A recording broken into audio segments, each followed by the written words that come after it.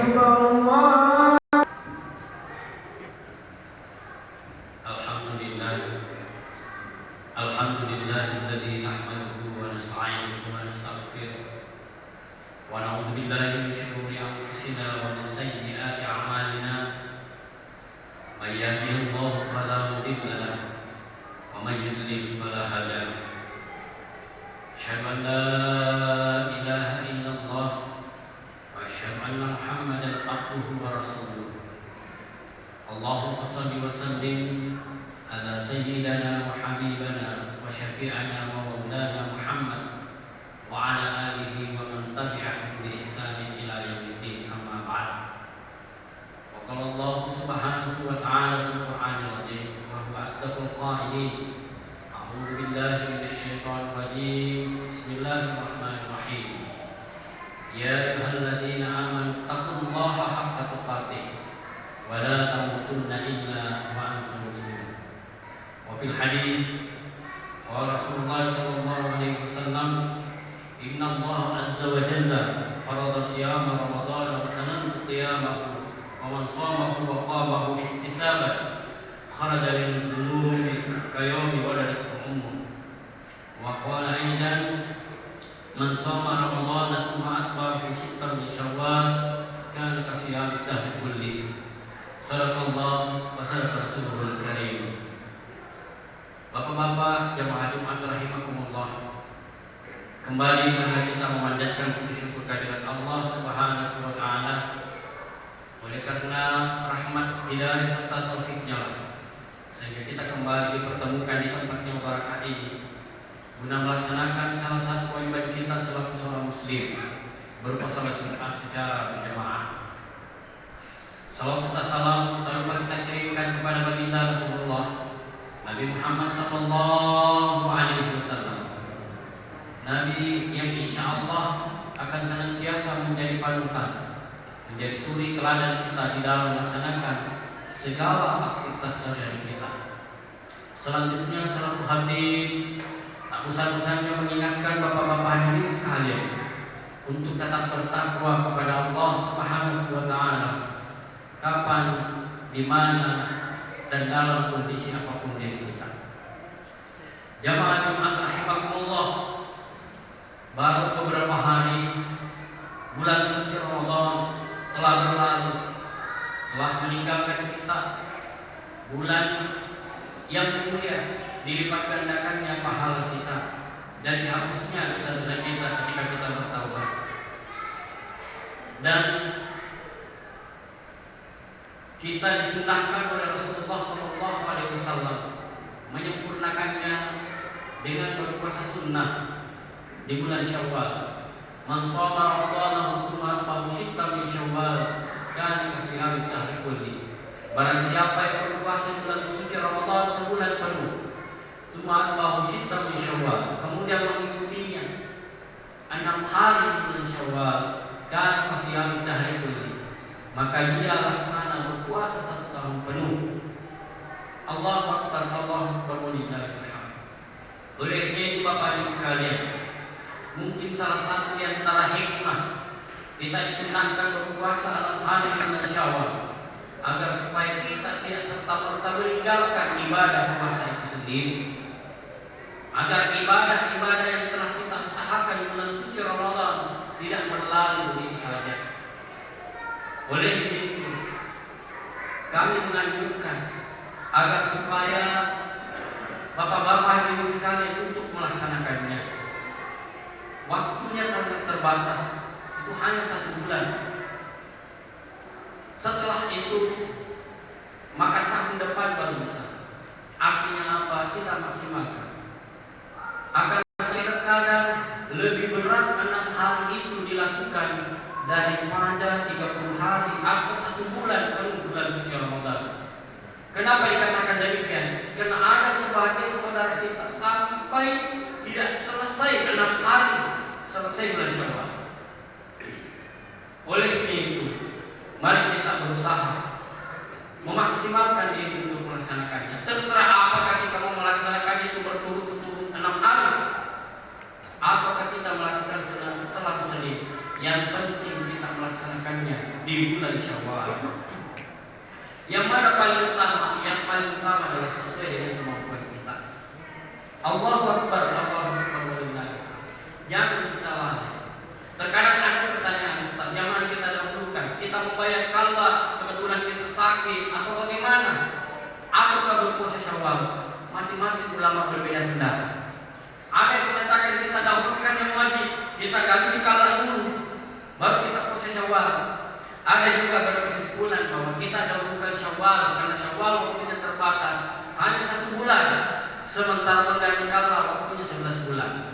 Jadi pada intinya tidak perlu lagi kita berdebatkan yang mana mau duluan, yang penting kita laksanakan. Jangan sampai tidak kuat berdebat, setengah mati berdebat tapi tidak dilakukan juga. Nauzubillah, naudzubillah. Jamaah Jumat rahimakumullah. Kemudian selanjutnya adalah kita sudah berpuasa sebulan penuh di bulan suci Ramadan. Alhamdulillah, mudah-mudahan pahala-pahala kita diterima di sisi Allah Subhanahu wa taala. Dosa-dosa kita diampuni oleh Allah Subhanahu wa taala. Tapi ada persoalan yang belum kita selesaikan, yaitu hubungan antar sesama manusia. Dosa yang terkait dengan Allah Subhanahu wa taala, insyaallah ketika kita memohon ampun, beristighfar dengan ikhlas, maka Allah mengampuninya. Akan tetapi kesalahan antar sesama manusia, maka Allah tidak campur tangan kecuali kita berkomunikasi langsung dengan bersangkutan, terutama kedua orang tua kita. Alhamdulillah, pemerintah kita melalui Kementerian Agama dengan adanya cuti bersama Idul Fitri agak panjang waktunya, luar biasa, ada kurang lebih 10 hari. Bagi kita yang memiliki kesempatan, apalagi orang tua kita yang masih ada di kampung, apakah salah satu atau keduanya masih hidup, maka kunjungilah. Jangan kita pandang enteng terkait dengan komunikasi dengan orang tua kita. Atau mungkin orang tua sudah tidak ada tapi masih ada mertua kita, maka dia adalah pengganti orang tua kita. Jangan kita anggap enteng, jangan kita sepelekan. Ada yang mengatakan, Ustaz, saya sudah komunikasi via HP, saya sudah video call. Itu belum cukup. Kenapa demikian? Ada sebagian orang, ketika orang tuanya masih hidup, dia enggan untuk mengunjunginya, untuk sekedar bersilaturahmi, untuk sekedar berjabat dan mencium tangannya. Tapi ketika wafat orang tuanya, baru ada waktunya untuk pergi mengunjungi, berziarah ke kuburannya, baru mencium batu nisannya, baru memeluk batu nisannya. Akan tetapi ketika orang tuanya masih hidup, dia enggan untuk berkunjung, dia enggan untuk menjabat tangannya, dia enggan untuk menciumnya. Tidak dilarang ketika mengunjungi pusara orang tua yang telah meninggal dunia. Akan tetapi ketika dia masih hidup, maksimalkanlah untuk itu. Jangan selalu berpengalaman bahwa saya sudah hidup kau, saya sudah menelpon, saya sudah kirimkan uang THR. Orang tua butuh THR, tapi yang paling dibutuhkan itu adalah kehadiran kita di hadapan mereka. Sisihkan waktu kita untuk mereka. Jangan selalu berpikir bahwa nanti saya mapan baru mengunjungi orang tuaku. Bagaimana kalau kamu tidak mapan-mapan sampai orang tuamu wafat? Apatah lagi kalau orang tua telah sakit-sakitan. Ada kesempatan diberikan pemerintah. Salah satu tujuannya adalah agar kita bisa mengunjungi sanak famili kita, sanak keluarga kita. Kunjungilah mereka. Jangan berharap bahwa harus ada THR, tidak mutlak ada. Kalau kita tidak memiliki kemampuan itu, yang penting kita datang bersilaturahim ke orang tua kita, raih tangannya, cium tangannya, peluk orang tua kita, memohon ampunannya. Jangan hanya lewat HP saja, saya mau maaf lahir batin. Tidak dilarang. Tapi ketika mereka masih hidup, ada kesempatan kita pulanglah. Masih ada waktu libur ini, masih ada Sabtu, Ahad, Senin masih libur. Berkunjunglah ke orang tua. Apalagi kalau hanya satu provinsi. Kita juga sanak keluarga. Jangan juga terlalu membebani orang yang baru datang dari tempat tempat perantauannya. Ada mungkin orang datang dari Jakarta, dari luar Sulawesi Selatan, datang berkunjung ke kampung halaman kita, berkumpul dengan kita. Jangan membebani mereka dengan pertanyaan adakah THR dan sebagainya dan sebagainya. Ini juga yang menyiksa orang yang baru datang. Belum tentu orang yang merantau itu memiliki kemampuan seperti kita. Bisa saja mereka kembali itu hanya pas-pasan untuk transportasi bola balik dan itu silaturahim dengan keluarga. Mungkin saja mereka itu bertahun-tahun mengumpulkan sedikit demi sedikit untuk transportasi mereka pulang demi ketemu dengan kita-kita. Atau mungkin ada di antara mereka rela meminjam uang untuk kembali demi ketemu dengan orang tua, demi ketemu dengan keluarganya. Jangan membayar mereka dengan selalu meminta THR. Jamaah rahmatullah, tidak dilarang kalau kita memiliki kemampuan itu lebih bagus untuk membahagiakan anak kita. Tapi ada juga bapaknya yang minta, bukan anak. Padahal seharusnya untuk membangun silaturahim yang kita utamakan itu adalah ponakan-ponakan kita. Tapi kalau ada itu bapaknya, itu ada mamanya, lebih bagus lagi. Tapi jangan dibebani mereka, jangan dibebani pikiran-pikiran mereka, sehingga untuk silaturahim itu terasa berat karena pertanyaan itu tadi. Ada juga budaya yang sudah mulai membesar, membengkak. Budaya apa itu? Dibiarkan anak-anaknya ketika hari lebaran, bahkan 3 hari setelah lebaran, dibiarkan anak-anaknya jalan ke rumah-rumah orang untuk ziarah, tante ziarah, om ziarah. Itu mengajarkan anak-anak kita menangis. Bagus-bagus kalau tidak salah masuk. Di tetangga kami ada yang salah masuk. Di rumahnya orang muslim ziarah di bulan Idul Fitri. Coba ya, siapa yang bertanggung jawab? Yang bertanggung jawab itu adalah orang tuanya. Mungkin kalau terhadap keluarga anak-anak kita tidak masalah, tapi kalau orang lain sampai dijadikan itu budaya, dibiarkan anak-anak kita akan disuruh anak-anak seperti itu membudayakan anak-anak kita untuk selalu membuka tangan. Al-yadul ulya khairun min al-yadis sufla. Tangan di atas, tangan memberi lebih mulia daripada tangan menengadah, meminta-minta. Seharusnya kita memudayakan anak-anak kita untuk belajar memberi, bukan memudayakan anak kita sedikit minta. Tapi ketika anak kita diberikan, jangan suruh anak kita menolak.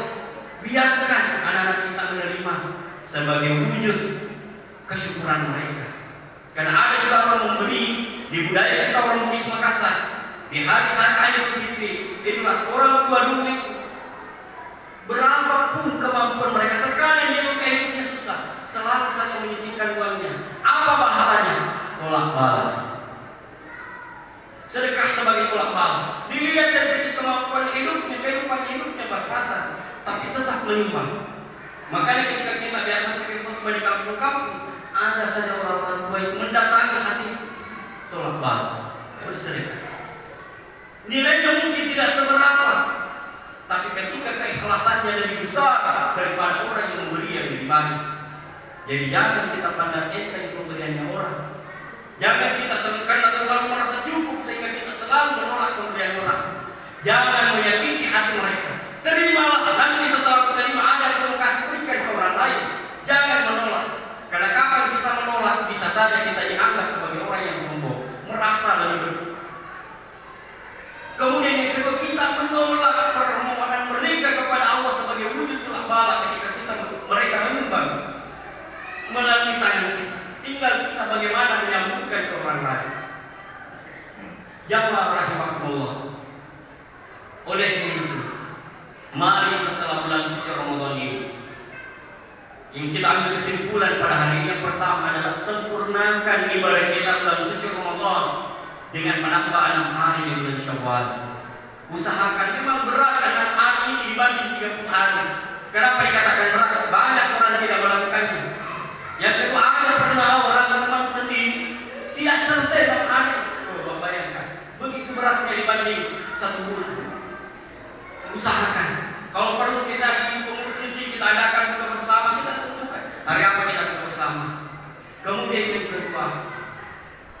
pemerintah perlu kita syukuri dengan adanya libur atau cuti bersama Idul Adha, Idul Fitri. Manfaatkan libur itu untuk menyambung silaturahim, khususnya terhadap orang tua kita. Sisihkan waktu kita untuk mengunjungi mereka, sanak famili kita yang mungkin masih ada di kampung, masih ada di daerah. Kemudian yang terakhir adalah kita yang dikunjungi sanak famili kita, jangan membebani mereka dengan terkesan meminta THR lah apa dan sebagainya, karena bisa saja itu membebani mereka, bahkan menjadi penghalang silaturahim, takut dimintai. Akan tetapi ketika kita diberikan, terimalah. Kita juga yang datang ketika memiliki kemampuan, berikanlah demi membuat mereka bahagia, terutama gunakan saudara dan sebagainya. Lebih dan kurangnya dimaafkan. Wallahu muwaffiq ila aqwamit thoriq. Barakallahu li wa lakum fil Qur'anil azim wa nafa'ani wa iyyakum bihi min al-ayati wa dzikril hakim. Wa taqabbal minni wa minkum tilawatahu innahu huwal ghafurur rahim.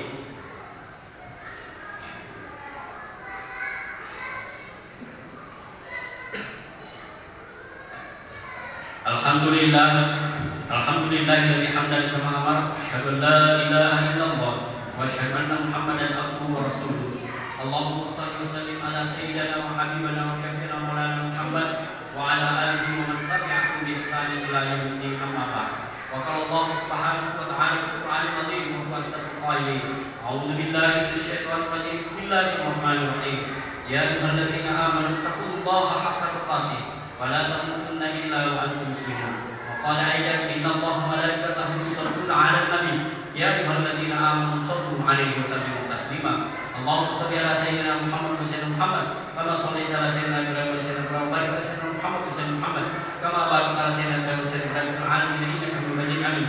Allahumma ighfir lil muslimina wal muslimat wal mu'minina wal mu'minat al-ahya'i minhum wal amwat innaka sami'un qaribun mujibud da'wat wa yaqdil hajat.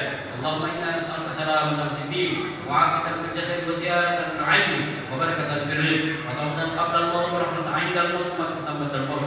Allahumma hamid 'alaina sakaratil maut wa najatan min dzalik al-'alamin. Allahumma arina al-haqqa haqqan warzuqna ittiba'ah wa arina al-batila batilan warzuqna ijtinabah. Allahumma nawwir qulubana biqalbika surka ya Allah. Allahumma yassir lana balighna Ramadan. Allahumma ighfir lana wa walidayna warhamna kama rabbayana shighara.